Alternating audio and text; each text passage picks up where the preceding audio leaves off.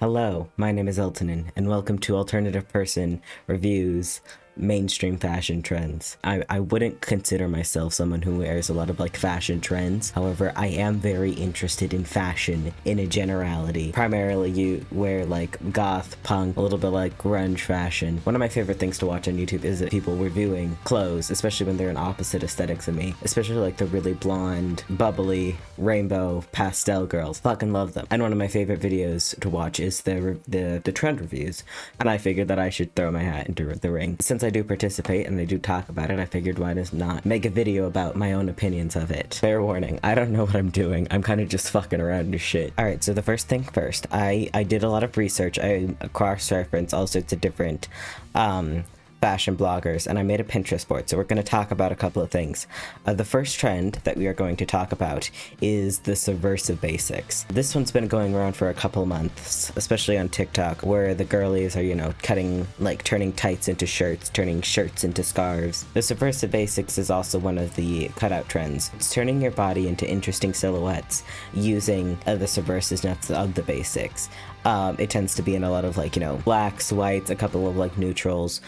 Most of these things are DIY, and that's honestly the way that I would do most of the trend, is using a lot of DIY, but making the holes yourself, adding shoelaces to things. I honestly really love this trend. I'm it's one of the trends that I want to dabble in. I'm not certain if I personally will wear them, just because of body issues and shit. I do think that it's honestly one of the really cool trends, and I'm very excited to see what people do with it, how people change things, how people turn clothing items into different items. 10 out of 10. It gets extra points for being very easy to DIY, as well as being very inclusive for a lot of different aesthetics, as well as a lot of different body types. Next big trend is dopamine dressing, or dressing with a very bright, in-your-face kind of colors. It's because the bright colors are supposed to inspire dopamine, release happy chemicals in your brain. I honestly think that they're really fucking cool.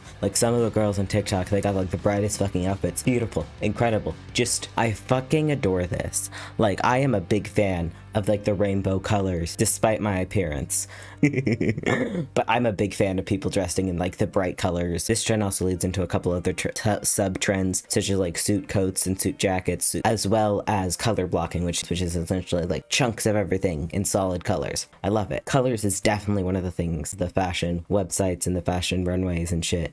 It is not one that I personally will be taking part in, simply because I am very much a more black and muted tones. However, pastel pink and neon green, it gets me. So even though I tend to lean more to the goth, blacks, and the grunge browns and grays, there is a special place in my heart for neon green, pastel pink, the micro mini skirt. Now this is a big one. I saw this happening on TikTok, how it just absolutely fucking exploded. But the Miu Miu micro mini skirt, it is being one of the big trends, but I imagine that it will go into more mini skirts in general, or micro minis, the top and the undershirt both being micro, very cropped, being a micro crop top, the skirt being micro minis, a lot of skin, a lot of just Y2K is another thing that's going to continue throughout the year, and the micro mini is just an extension of that, as mini skirts are very popular in the Y2K fashion movement.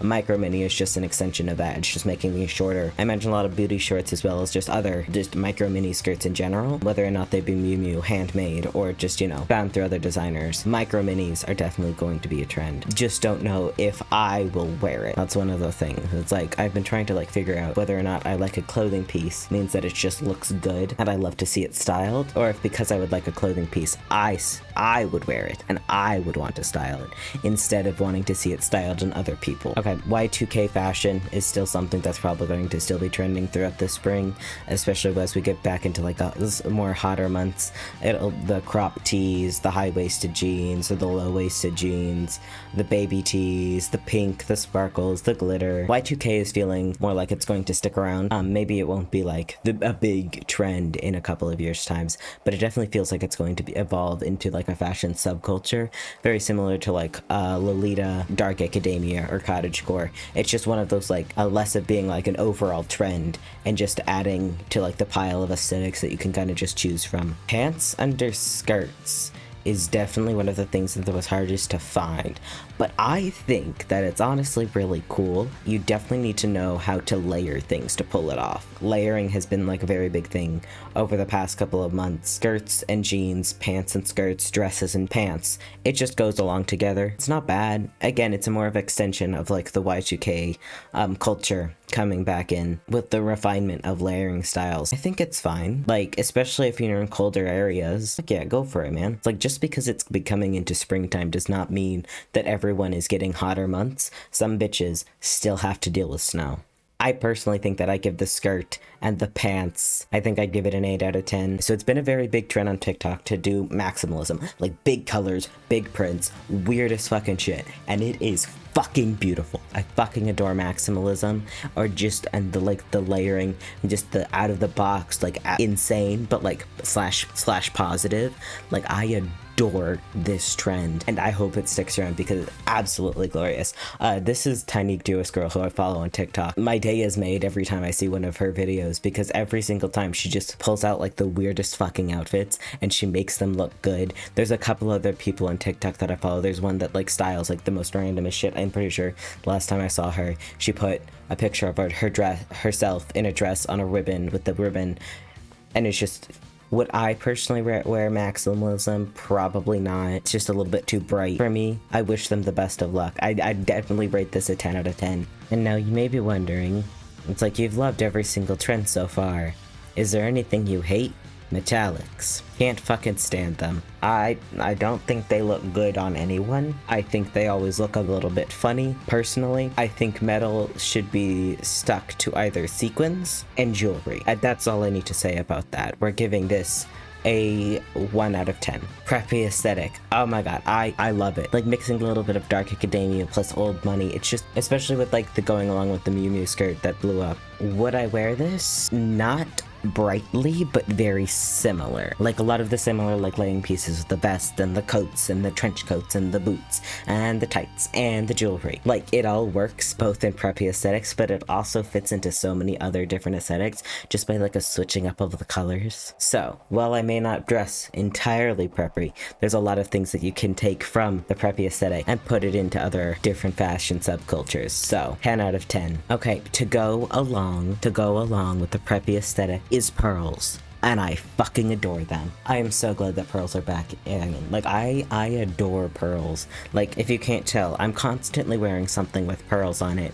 I have like a pearl choker, I have these pearls, I have a pearl bracelet. I honestly think that pearls are really great for layering because it helps to break up like the other change with like being very round and delicate. I think another thing to go along with this is like these specific Vivienne Westwood necklaces with the pearls and the pendant. I want a Vivienne Westwood necklace so fucking bad, but they're so expensive and I have no money. But one day, beautiful. I think pearls go with everything. Everyone should wear pearls. 10 out of 10. We're going to briefly touch on jeans, simply because I think jeans don't count in the trend cycle at this point, because both wide leg jeans are in trend and skinny jeans are in trend. Those are the complete opposite. So personally, I think that for jeans, it's just whatever you feel comfortable in, whether it be high rise, low rise, straight leg, wide leg, skinny, slim, whatever you feel the most comfortable and confident in, that is the jean that is on trend for you. I'm gonna rate jeans 5 out of 10 because they're simply just so fucking complicated.